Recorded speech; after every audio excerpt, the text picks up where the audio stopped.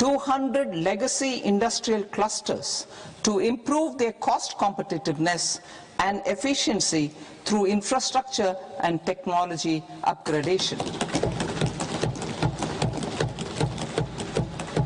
Creating champion SMEs and supporting micro enterprises. Recognizing MSMEs as a vital engine of growth, I propose a three-pronged approach to help them grow as champions. Equity support. I propose to introduce a dedicated 10,000 crores SME growth fund to create future champions, incentivizing enterprises based on select criteria.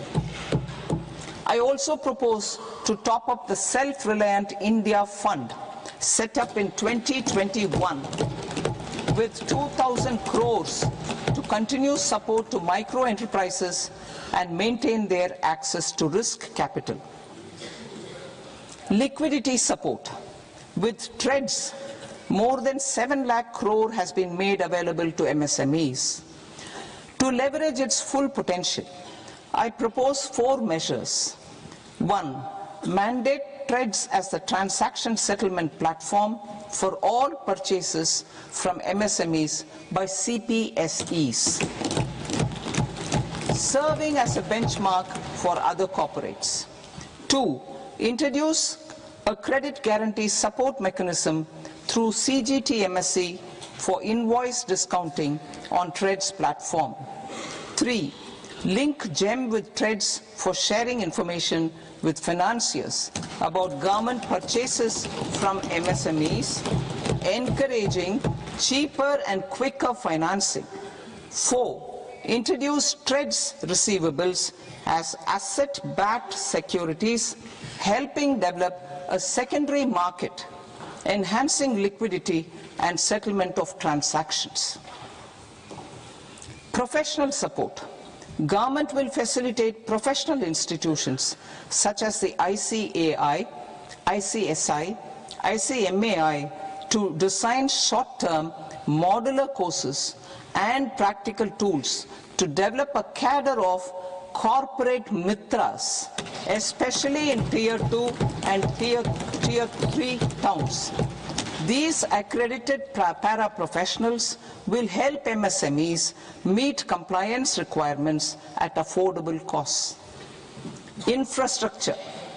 During this past decade, our government has undertaken several initiatives for large-scale enhancement of public infrastructure, including through new financing instruments such as Infrastructure Investment Trust (InvITs) and Real Estate Investment Trust (REITs), and institutions like NIIF and NABFID.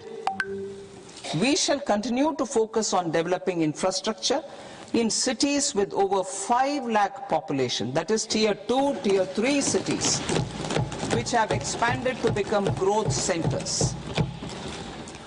Public capital expenditure has increased manifold from 2 lakh crore in 2014-15 to an allocation of 11.2 lakh crore in BE 25-26.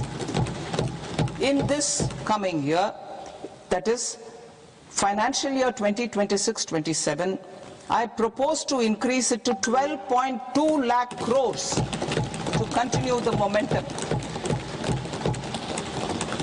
To strengthen the confidence of private developers regarding risks during infrastructure development and construction phase, I propose to set up an infrastructure risk guarantee fund to provide prudentially calibrated partial credit guarantee to lenders.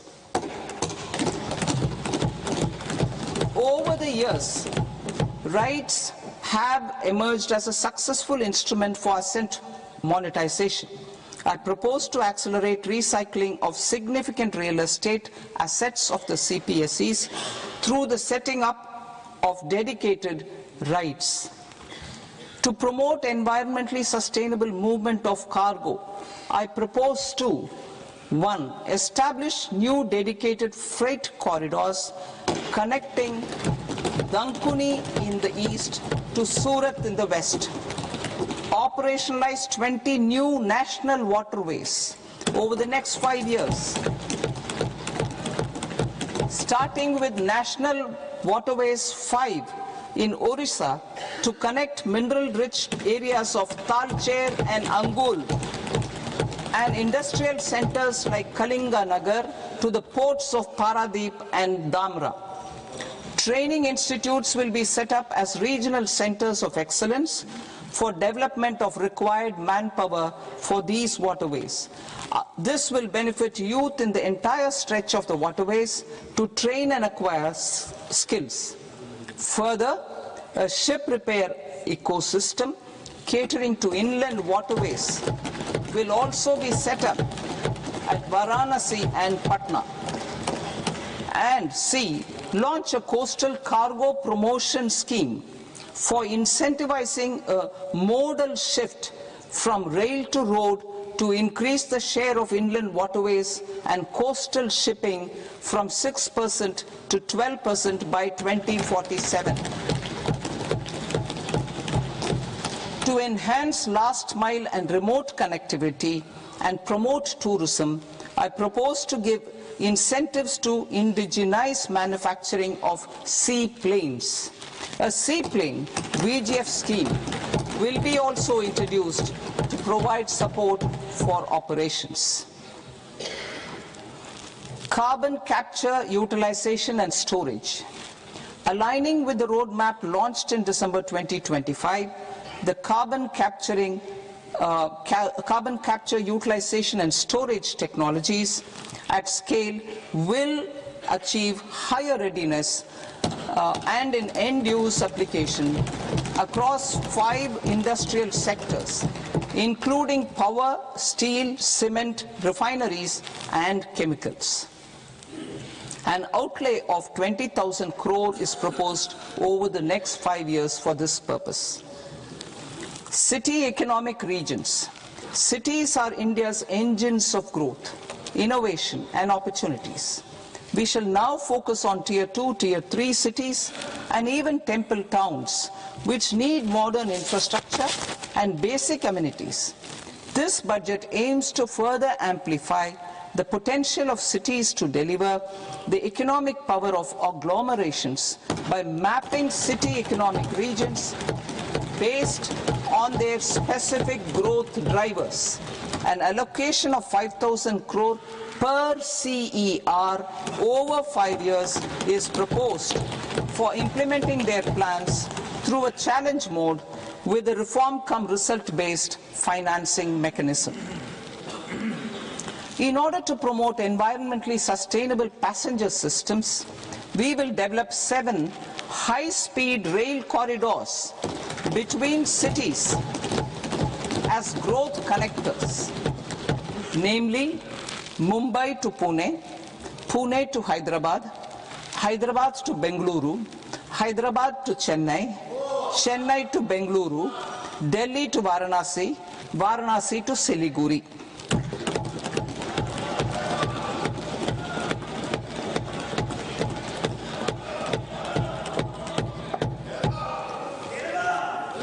Financial sector.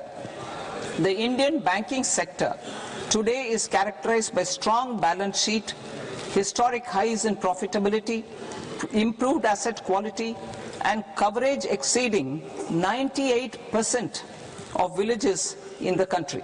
At this juncture, we are well placed to futuristically evaluate the measures needed to continue on the path of reform-led growth of this sector. I propose setting up a high-level committee on banking for Vikasit Bharat. High-level committee on banking for Vikasit Bharat to comprehensively review the sector and align it with India's next phase of growth, while safeguarding financial stability, inclusion, and consumer protection. The vision for NBFCs for Vikasit Bharat has been outlined with clear targets for credit disbursement and technology adoption in order to achieve scale and improve efficiency in the public sector NBFCs As a first step, it is proposed to restructure the Power Finance Corporation and Rural Electrification Corporation. I propose a comprehensive review of the foreign exchange management non-debt instruments rules to create a more contemporary, user-friendly framework for foreign investments consistent with India's evolving economic priorities. Corporate bond market. I propose to introduce a market-making framework with suitable access to funds and derivatives on corporate bond indices. I also propose to introduce total return swaps on corporate bonds. Municipal bonds. To encourage the issuance of municipal bonds of higher value by larger cities, I propose an incentive of 100 crore rupees for a single bond issuance.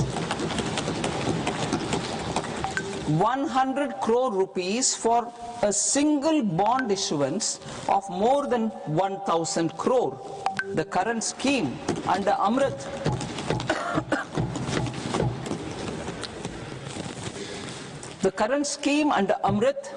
which incentivizes issuances up to 200 crores only, will also continue to support smaller and medium towns. That will also continue to support the smaller and medium towns. Ease of doing business. Individual persons resident outside India, PROI, will be permitted to invest in equity instruments of listed Indian companies through the Portfolio Investment Scheme. It is also proposed to increase the investment limit for an individual PROI under the scheme from 5% to 10%, with an overall investment limit for all individual PROIs to 24% from the current 10%. Emerging technologies including AI. 21st century is technology driven. Adoption of technology is for the benefit of all people. Farmers in the field, women in STEM, youth keen to upskill, and Divyangjan to access newer opportunities. The government has taken several steps to support new technologies through AI Mission, National Quantum Mission, Anusandhan National Research Fund, and Research and Development and Innovation Fund. Our second kartavya is to fulfill aspirations and build capacities. Close to 25 crore individuals have come out of multi-dimensional poverty through a decade of our government's sustained and reform-oriented efforts.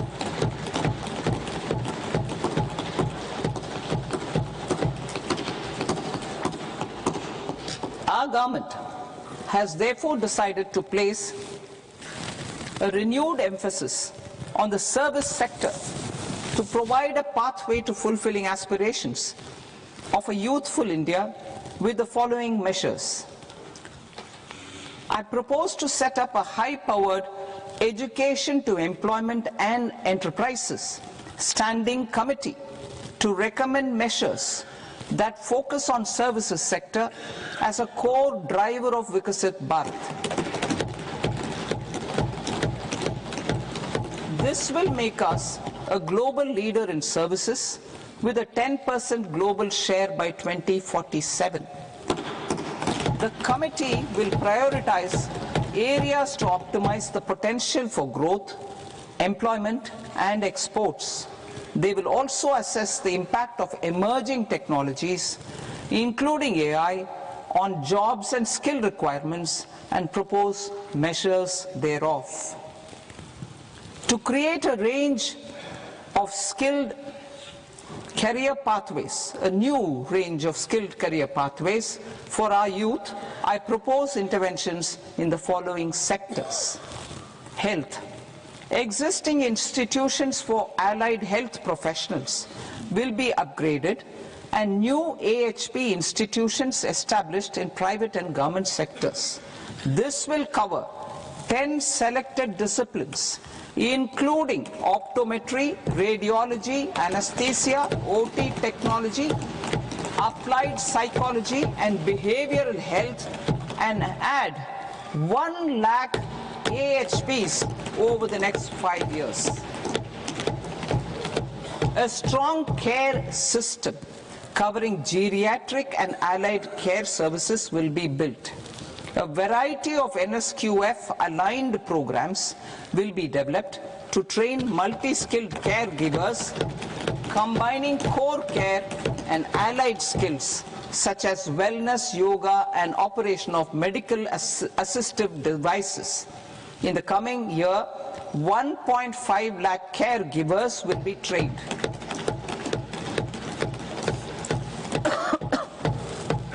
Hubs for medical value tourism.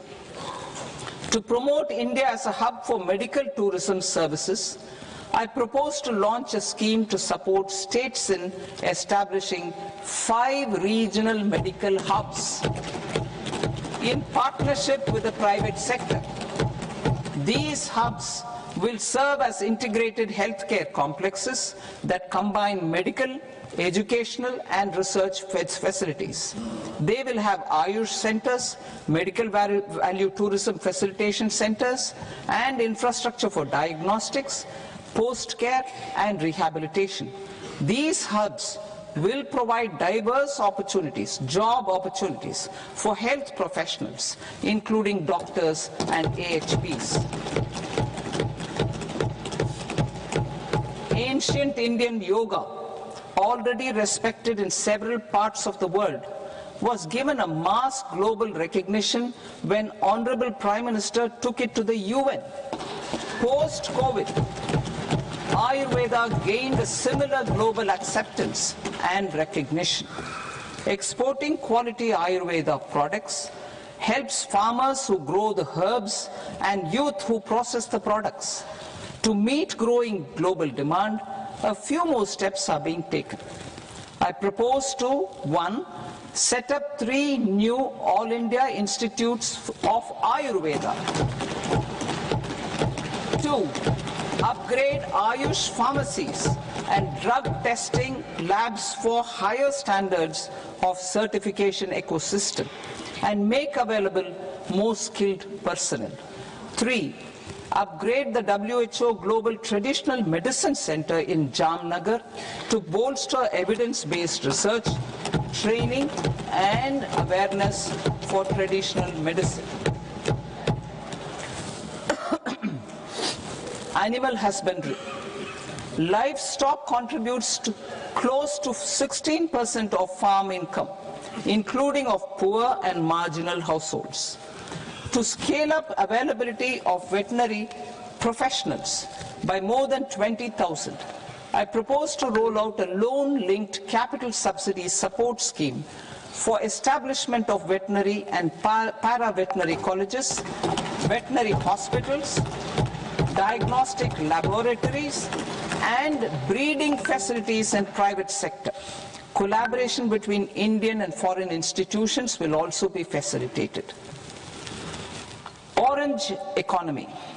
India's animation, visual effects, gaming and comics sector, AVGC sector, is a growing industry projected to require 2 million professionals by 2030.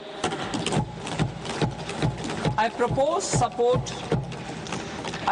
to support the Indian Institute of Creative Technologies, Mumbai, in setting up AVGC content creator labs in 15,000 secondary schools all over the country and 500 colleges. The Indian design industry is expanding rapidly, and yet there is a shortage of Indian designers.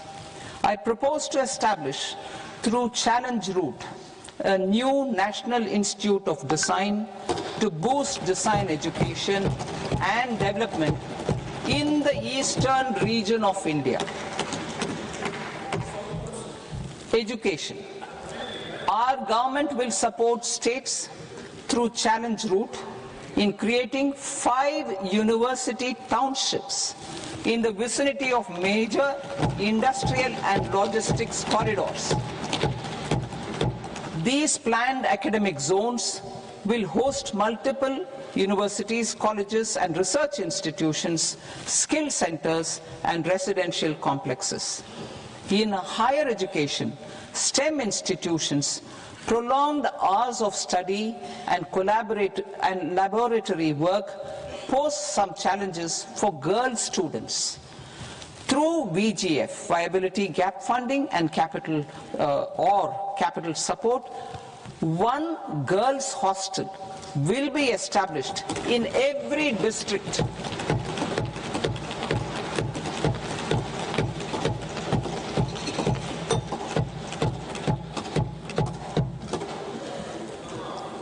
To promote astrophysics and astronomy via immersive experiences. 4 telescope infrastructure facilities will be set up or upgraded. The National Large Solar Telescope, the National Large Optical Infrared Telescope, the Himalayan Chandra Telescope, and the Cosmos 2 Planetarium. Tourism. The tourism sector has the potential to play a large role in the employment generation, forex earnings, and expanding the local economy.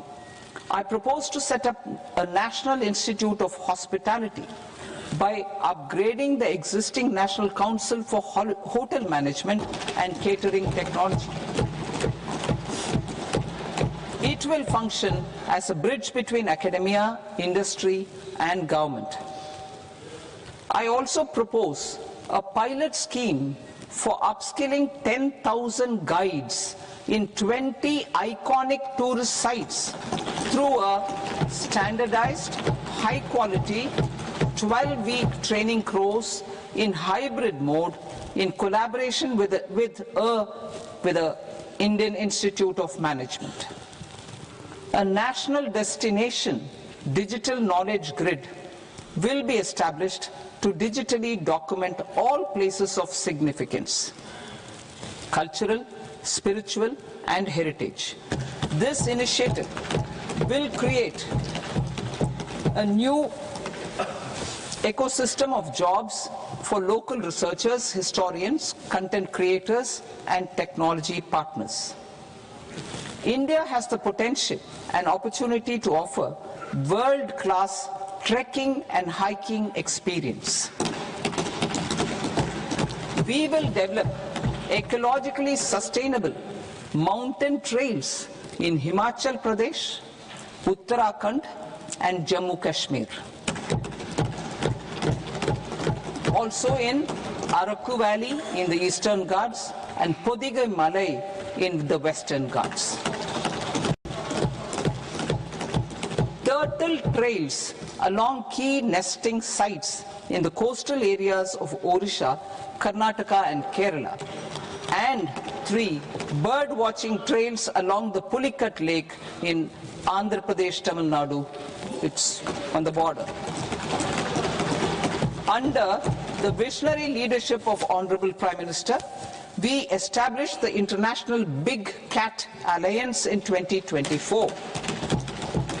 This year, India is hosting the first ever Global Big Cat Summit, where heads of governments and ministers from 95 range countries will deliberate on collective strategies for conservation. Heritage and culture tourism.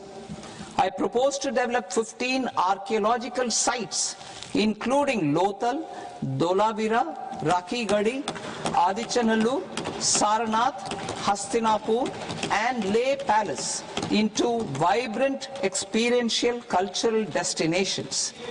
Excavated landscapes will be open to the public through curated walkways.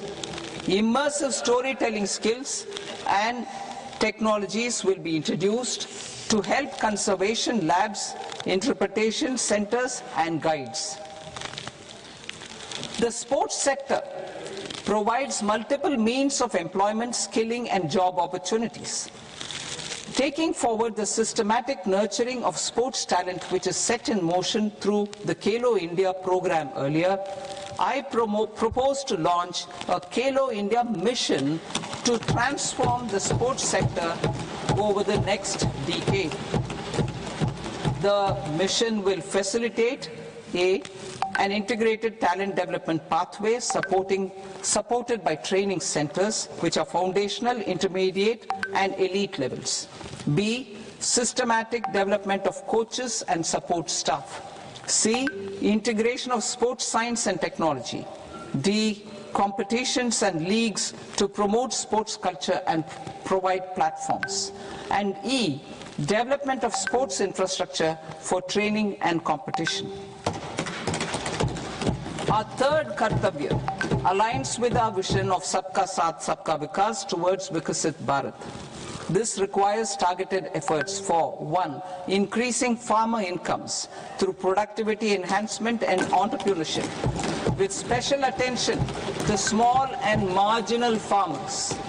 B. Empowering Divyangjan through access to livelihood opportunities, training and high-quality assistive devices. C. Empowering the vulnerable to access mental health and trauma care. D. Focus on the Purvodaya states and the Northeast region to accelerate development and employment opportunities. Fisheries. We will undertake initiatives for integrated development of 500 reservoirs and Amrit Sarovars. 2. Strengthen the fisheries value chain in coastal areas and enable market linkages involving startups and women-led groups together with fish farmer producer organizations. Animal husbandry. To provide quality employment opportunities in rural and peri-urban areas, we will support the animal husbandry sector in entrepreneurship development through A credit-linked subsidy program, B, scaling up and modernization of livestock enterprises, C, enhanced creation of livestock, dairy and poultry, enhanced creation of livestock, dairy and poultry focused integrated value chains, and D, encourage creation of livestock farmer producer organizations. High value agriculture. To diversify farm outputs, increase productivity, enhance farmers' incomes and create new employment opportunities, we will support high value crops such as coconut, sandalwood, cocoa, cashew in the coastal areas, agar trees in northeast, and nuts such as almonds, walnuts and pine nuts in our hilly regions. These, all of them, will be supported. India is the world's largest producer of coconuts. About 30 million people, including nearly 10 million farmers, depend on coconuts for their livelihood. To further enhance competitiveness in coconut production, I propose a coconut promotion scheme to increase production and enhance productivity through various interventions, including replacing and non-productive trees with new saplings or plants or varieties in major coconut growing states. A dedicated program is proposed for Indian cashew and cocoa to make India self-reliant in raw cashew and coconut production and processing, enhance export competitiveness, and transform Indian cashew and Indian cocoa into premium global brands by 2030. Sandalwood. Sandalwood is closely linked to India's social and cultural heritage.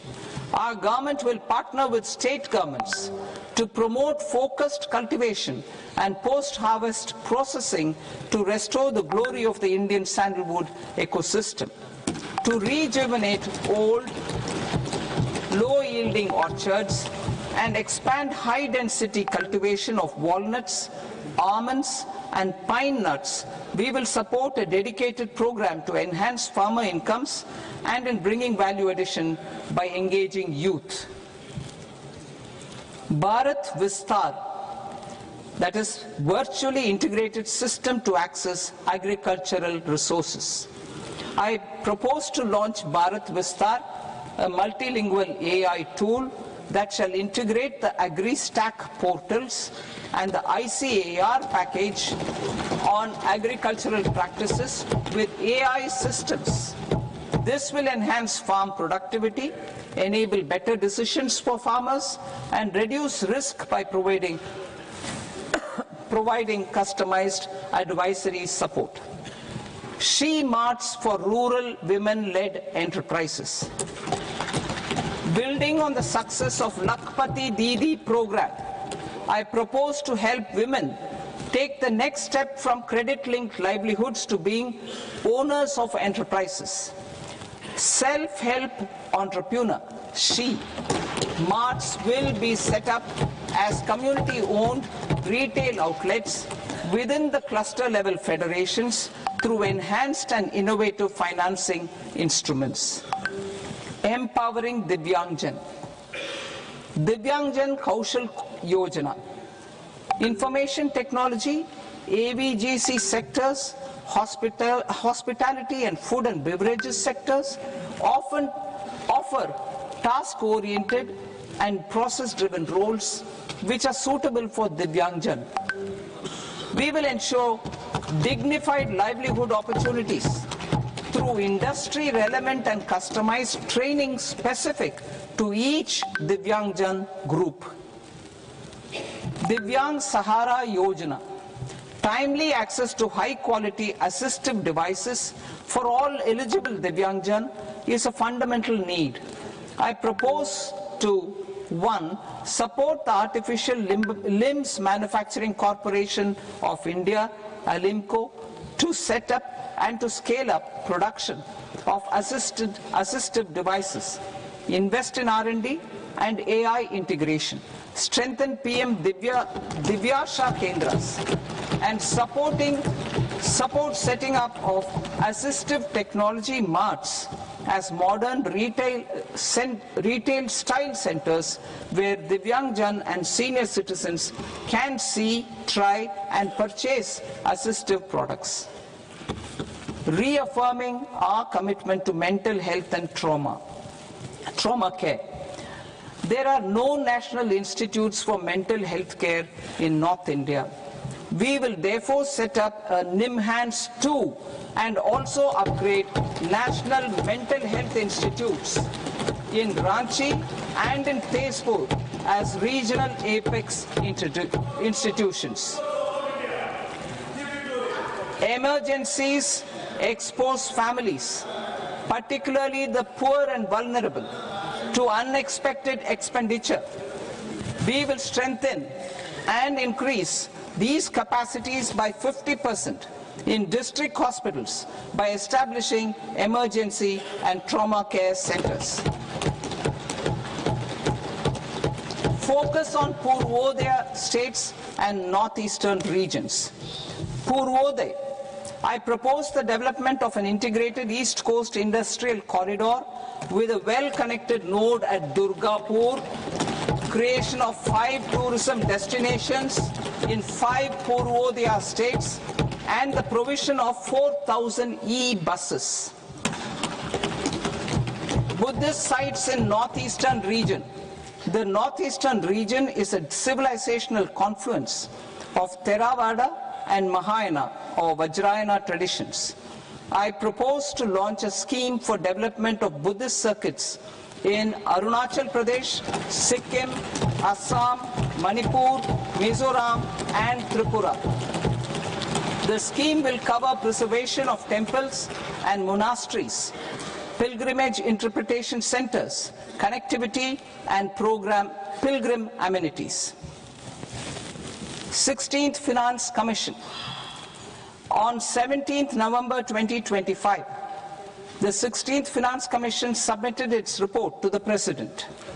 As mandated under Article 281 of the Constitution, The government is to lay the report along with the explanatory memorandum on the action taken report on the recommendations of the Commission in Parliament, which, Sir, Honourable Speaker, you've allowed me to do at the commencement of this session. The government has accepted the recommendation of the Commission to retain the vertical share of devolution at 41%. As recommended by the Commission, I have provided 1.4 lakh crores of rupees to the states for the year 2026-2027 as Finance Commission grants. These include rural and urban local body and disaster management grants. Fiscal consolidation. Government has been delivering on our fiscal commitments consistently without compromising on social needs. To strive towards accepted standards of fiscal management in Budget 25-26, I had indicated that the central government would target reaching a debt to GDP ratio of 50 plus or minus 1% by 2030-31. In line with this, the debt to GDP ratio is estimated to be 55.6% of GDP in BE 26-27, compared to 56.1% of GDP in RE 25-26. A declining debt to GDP ratio will gradually free up resources for priority sector lending and expenditure by reducing the outgo on interest payments. One of the main operational instruments for debt targeting is the fiscal deficit. I am happy to inform this august House that I fulfilled my commitment made in 2021-2022 to reduce fiscal deficit below 4.5% of GDP by 25-26. In RE 25-26, the fiscal deficit has been estimated at par with BE of 2025-26 at 4.4% of GDP. In line with the new fiscal prudence path of debt consolidation, the fiscal deficit in BE 26-27 is estimated to be 4.3% of the GDP.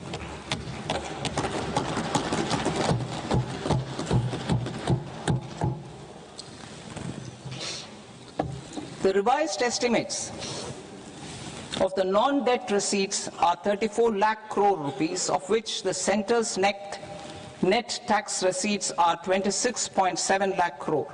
The revised estimate of the total expenditure is 49.6 lakh crore rupees, of which the capital expenditure is about 11 lakh crores.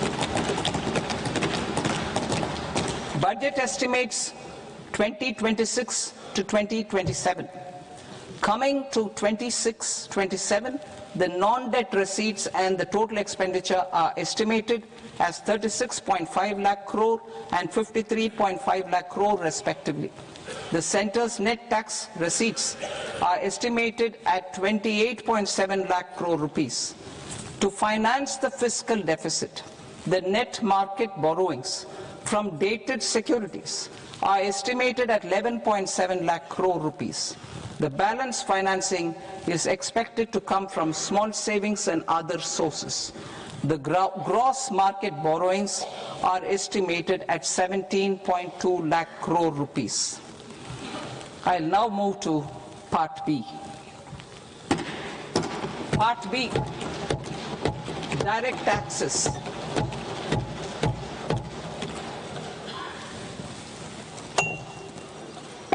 Honorable Speaker, sir, I now present my proposals on direct taxes. New Income Tax Act. In July 2024, I announced a comprehensive review of the Income Tax Act 1961. This was completed in a record time, and the Income Tax Act 2025 will come into effect from 1st April 2026. The simplified income tax rules and forms will be notified shortly, giving adequate time to taxpayers to acquaint themselves with its requirements. The forms have been redesigned such that ordinary citizens can comply without difficulty. Ease of living. I propose that any interest awarded by the Motor Accident Claims Tribunal to a natural person will be exempt from income tax, and any TDS on this account will be done away with. I propose to reduce TCS rate on the sale of overseas tour program package from the current 5% and 20% to 2% without any stipulation of amount. I propose to reduce TCS rate for pursuing education and for medical purposes under the Liberalized Remittance Scheme, popularly known as LRS, from 5% to 2%. Supply of manpower services is proposed to be specifically brought within the ambit of payment to contractors for the purpose of TDS to avoid ambiguity. Thus, TDS on these services will be at the rate of either 1% or 2% only. I propose a scheme for small taxpayers, wherein a rule-based automated process will enable obtaining a lower or nil deduction certificate instead of filing an application with the assessing officer. For the ease of taxpayer holding securities in multiple companies, I propose to enable depositories to accept Form 15G or Form 15H from the investor and provide it directly to various relevant companies. I propose to extend time available for revising returns from 31st December to up to 31st March with the payment of a nominal fee. I also propose to stagger the timeline for filing of tax returns. Individuals with ITR 1 and ITR 2 returns will continue to file till 31st July, and non-audit business cases or trusts are proposed to be allowed time till 31st August. TDS on sale of immovable property by a non-resident is proposed to be deducted and deposited through resident buyers and his or her PAN-based challan instead of requiring a TAN, which is a temporary accounting number. To address practical issues of small taxpayers like students, young professionals, tech employees, relocated NRIs, and such others, I propose to introduce a one-time 6-month foreign asset disclosure scheme for these taxpayers to disclose income or assets below a certain size.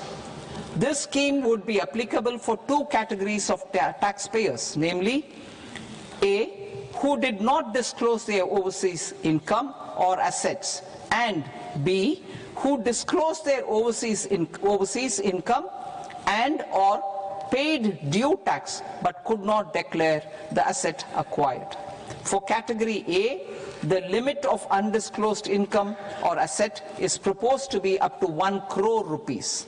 They need to pay 30% of fair market value of asset or 30% of undisclosed income as tax and 30% as additional income tax in lieu of penalty, and would thereby get immunity from prosecution. For category B, asset value is proposed to be up to 5 crore rupees. Here, immunity from both penalty and prosecution will be available with a payment of fee of 1 lakh rupees. Rationalizing penalty and prosecution. Multiplicity of proceedings are hindrance to the ease of doing business. I propose to integrate assessment and penalty proceedings by way of a common order for both. There will be no interest liability on the taxpayer on the penalty amount for the period of appeal before the first appellate authority, irrespective of the outcome of appeal process. Further, quantum of prepayment is being reduced from 20% to 10% and will continue to be calculated only on core tax demand. As an additional measure for reducing litigation, I propose to allow taxpayers to update their returns even after reassessment proceedings have been initiated, and an additional 10% tax rate over and above the rate applicable for the relevant year.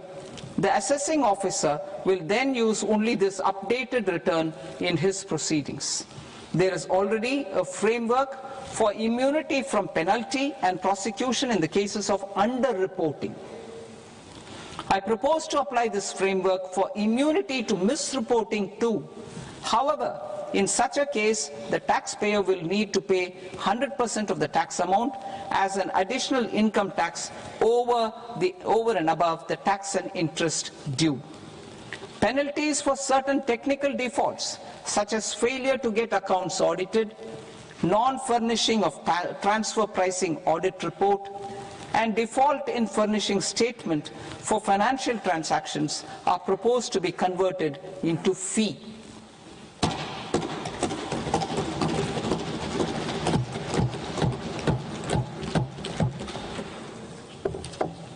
I propose to rationalize prosecution framework under Income Tax Act while maintaining a careful balance for deterrence in some serious offence.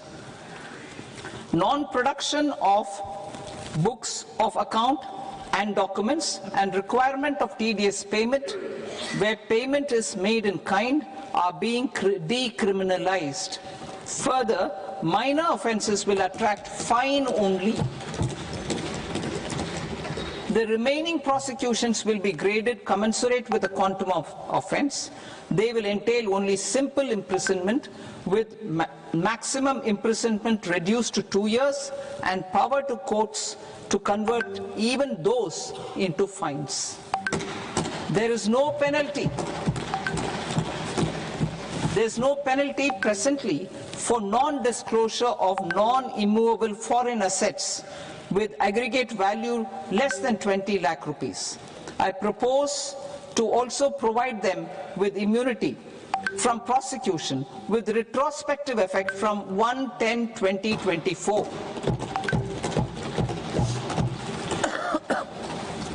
Cooperatives. Deduction is already allowed to a primary cooperative society engaged in supplying milk, oilseeds, fruits or vegetables raised or grown by its members. I propose to extend this deduction to also include supply of cattle feed and cotton seed produced by its members.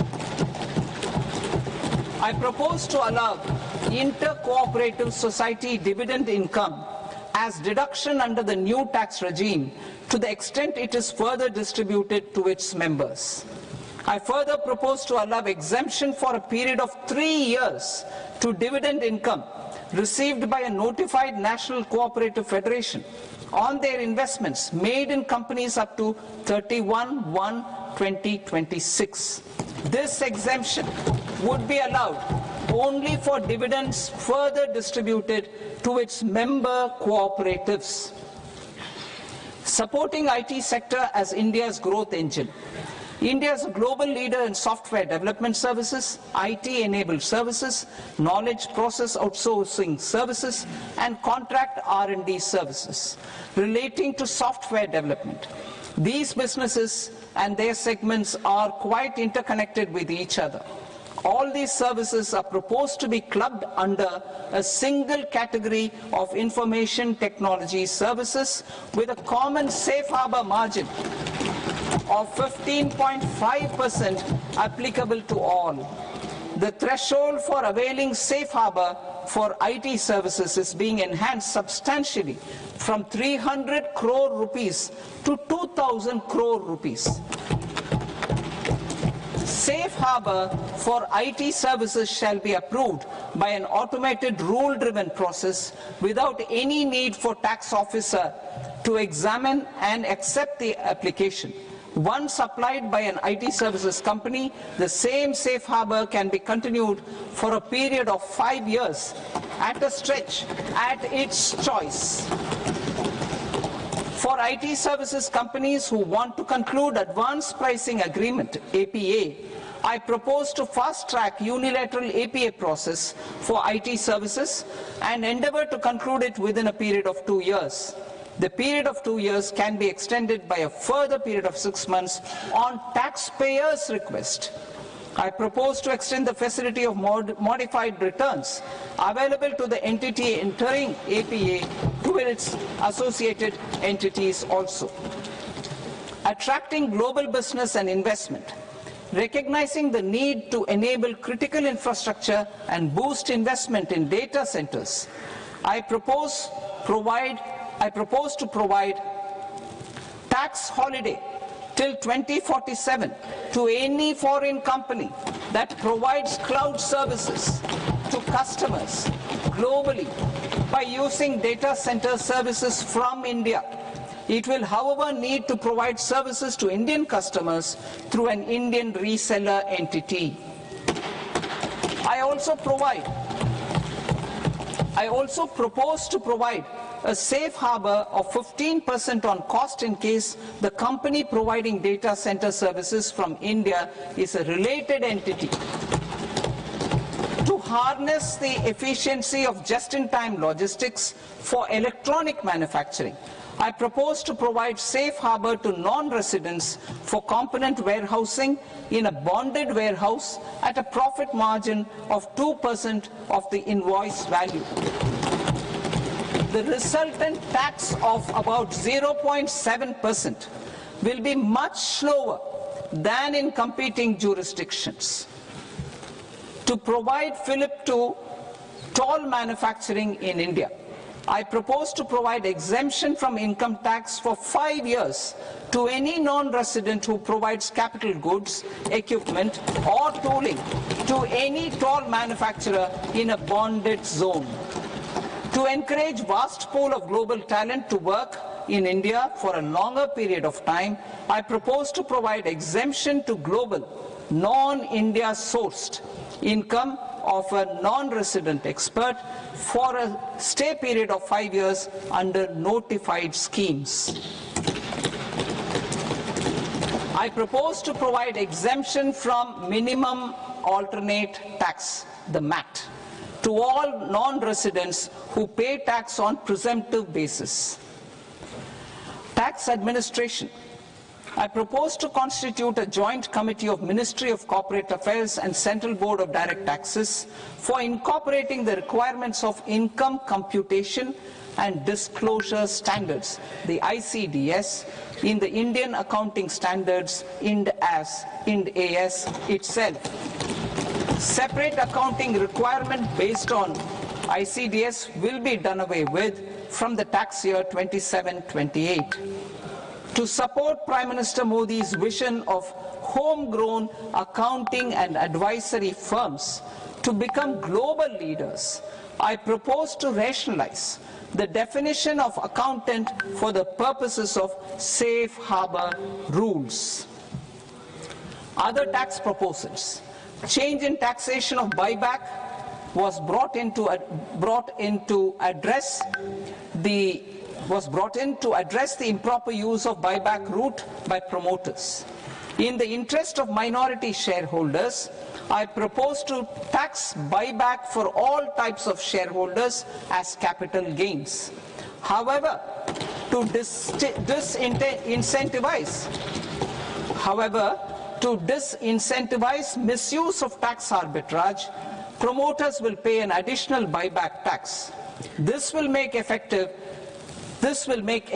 tax 22% for corporate promoters. For non-corporate promoters, the effective tax will be 30%. TCS rate for sellers of specific goods, namely alcoholic liquor, scrap and minerals, will be rationalized to 2%, and that on tendu leaves will be reduced from 5% to 2%. I propose to raise the STT on futures to 0.05% from the present 0.02%. STT on options premium and exercise of options are both proposed to be raised to 0.15% from the present rate of 0.1% and 0.125% respectively. We reformed the taxation landscape for corporates in 2019 by providing them a simplified regime with lower tax rate so that they could productively focus on business rather than on claim of deductions and exemptions. To encourage companies to shift to the new regime, set-off of brought forward MAT credit, minimum alternate tax credit, is proposed to be allowed to companies only in the new regime. Set-off using available MAT credit is proposed to be allowed to an extent of 1/4 of the tax liability in the new regime. MAT is proposed to be made final tax, so there will be no further credit accumulation from 1st April 2026. In line with this change, the rate of final tax is being reduced to 14% from the current MAT rate of 15%. The brought forward MAT credit of taxpayers accumulated till 30th March 2026 will continue to be available to them for set-off as above. Indirect taxes. I shall now take up proposals related to indirect taxes. My proposals for customs and central excise aim to further simplify the tariff structure, support domestic manufacturing, promote export competitiveness, and correct inversion in duty. To continue weeding out long continuing customs duty exemptions, I propose to remove certain exemptions on items which are being manufactured in India or where the imports are negligible. Similarly, to further simplify the process of ascertaining the rate of duty applicable on a particular item, I propose to incorporate certain effective rates in various customs notifications to the tariff schedule itself. I shall now take up sector-specific proposals.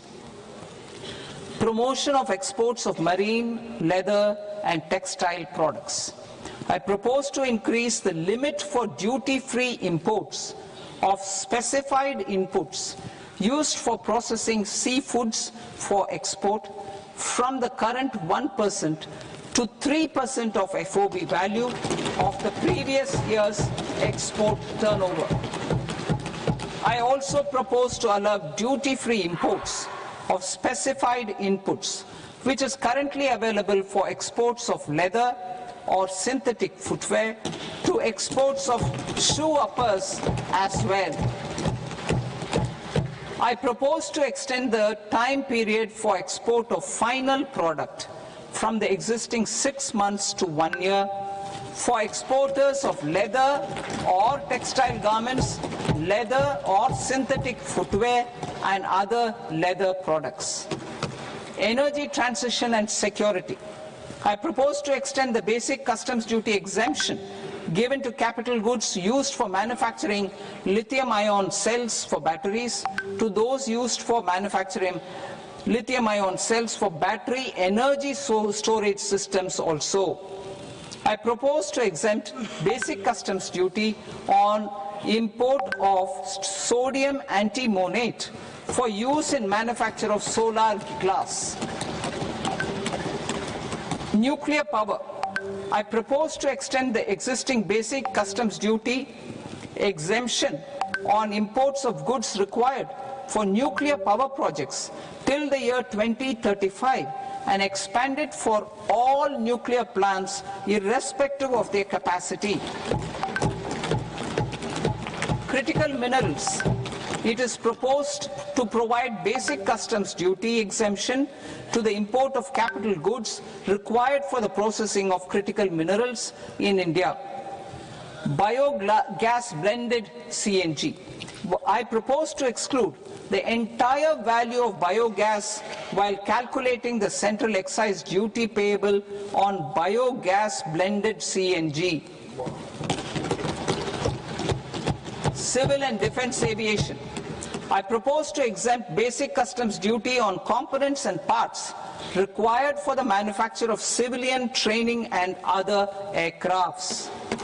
It is proposed to exempt basic customs duty on raw materials imported for the manufacture of parts of aircraft to be used in maintenance, repair, or overall requirements by units in the defense sector. Electronics. To deepen value addition in the consumer electronics sector, I propose to exempt basic customs duty on specified parts used in the manufacture of microwave ovens. Special economic zone. To address the concerns arising about utilization of capacity by manufacturing units in the special economic zones due to global trade disruptions, I propose as a special one-time measure to facilitate sales by eligible manufacturing units in SEZs to the domestic tariff area at concessional rates of duty. The quantity of such sales will be limited to a prescribed proportion of their exports. Necessary regulatory changes will be undertaken to operationalize the measures while ensuring level playing field for the units working in the DTA. Ease of living. To rationalize the customs duty structure for goods imported for personal use, I propose to reduce the tariff rate on all dutiable goods imported for personal use from 20% to 10%. To provide relief to patients, particularly those suffering from cancer, I propose to exempt basic customs duty on 17 drugs or medicines. I propose also to add 7 more rare diseases for the purposes of exempting import duties on personal imports of drugs, medicines, and food for special medical purposes used in their treatment. Customs process. India's role and share in the global trade is poised for a major leap in line with our ambition and journey towards Viksit Bharat. In this regard, I propose many measures for custom processes to have minimal intervention for smoother and faster movement of goods and greater certainty to the trade. Trust-based systems. I propose to enhance duty deferral period for Tier 2 and Tier 3 authorized economic operators, known as AEOs, from 15 days to 30 days. I propose to provide eligible manufacturer importers the same duty deferral facility. This should encourage them to get themselves accredited as a full-fledged Tier 3 AEO in due course. To provide greater certainty and for better business planning, I propose to extend validity period of advance ruling binding on customs from the present 3 years to 5 years. In the spirit of the whole of government approach,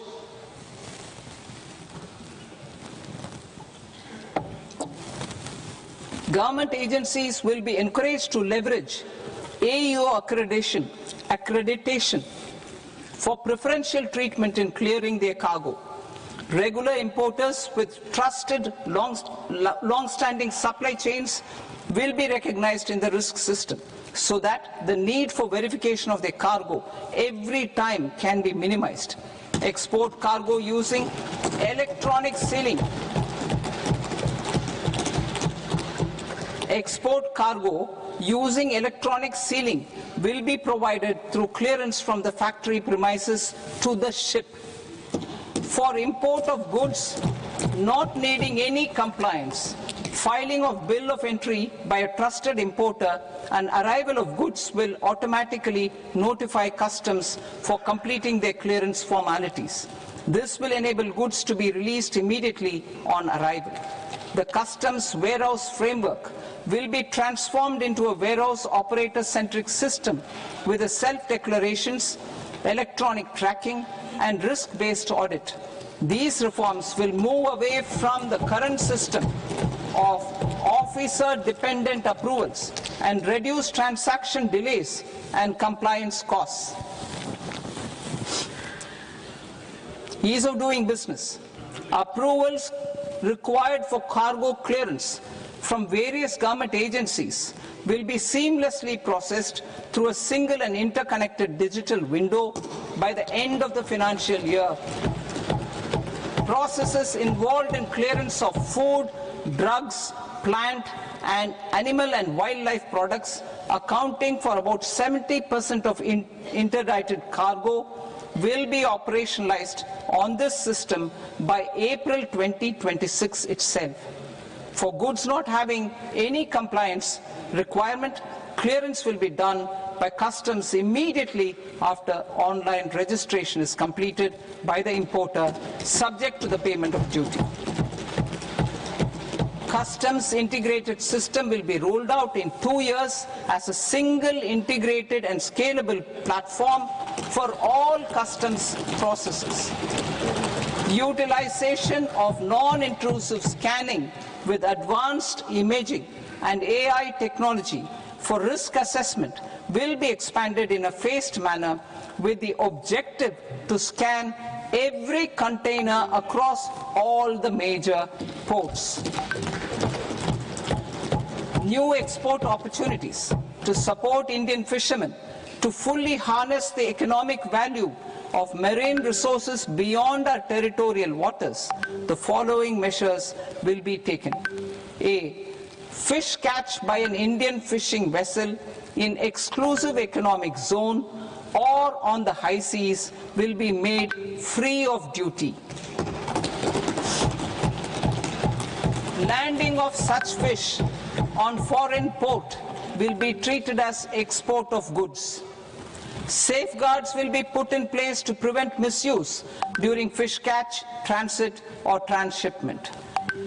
To support aspirations of India's small businesses, artisans, and startups to access global markets through e-commerce, I am pleased to announce complete removal of the current value cap of 10 lakh rupees per consignment on courier exports.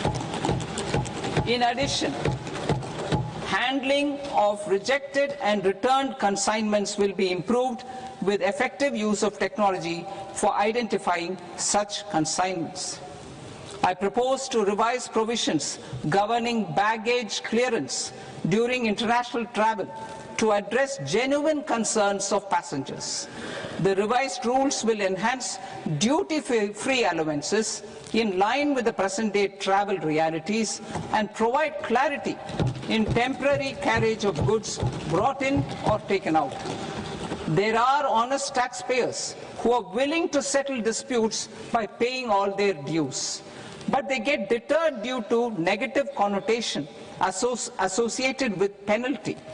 They will now be able to close cases by paying an additional amount in lieu of penalty. Honorable Speaker, sir, with this I commend the budget to this august House. Jai Hind.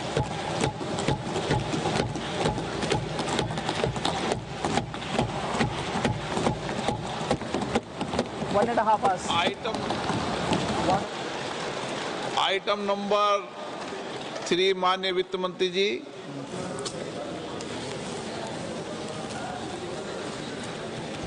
Item number 2, sir. 3. Sir, with your permission, I rise to lay on the table of the following statements under Section 3, 1 of the Fiscal Responsibility and Budget Management Act of 2003. Medium-term fiscal policy cum fiscal policy strategy statement and macroeconomic framework statement. Item number 4, माननीय वित्त मंत्री जी. Sir, with your permission, I move for leave to introduce the Finance Bill 2026. प्रश्न ये कि विधेयक को पुनर्स्थापित करने की अनुमति प्रदान की जाए। जो सदस्य इस पक्ष में हाँ गए, जो सदस्य विरोध में ना गए, मेरे विचार में निर्णय हाँ वालों के पक्ष में हाँ वालों के पक्ष में अनुमति प्रदान की जाती है। माननीय मंत्री जी, अब विधेयक पूरे स्थापित करें। Sir, I introduce the bill. माननीय सदस्यगण, आपको सूचित किया जाता है कि माननीय मंत्री जी के बजट भाषण की कॉपी पब्लिकेशन काउंटर पर ली जाती है।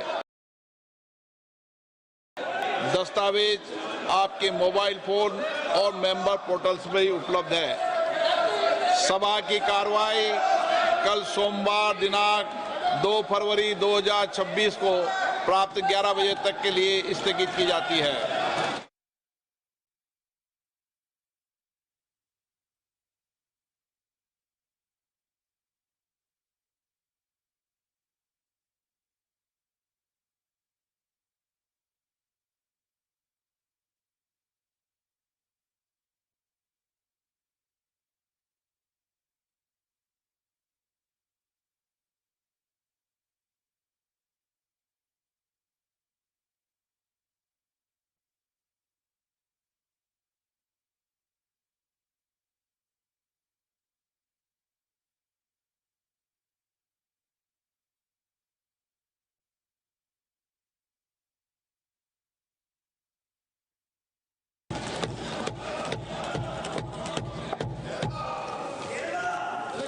Financial sector. The Indian banking sector today is characterized by strong balance sheet, historic highs in profitability, improved asset quality, and coverage exceeding 98% of villages in the country. At this juncture, we are well placed to futuristically evaluate the measures needed to continue on the path of reform-led growth of this sector. I propose setting up a high-level committee on banking for Vikasit Bharat.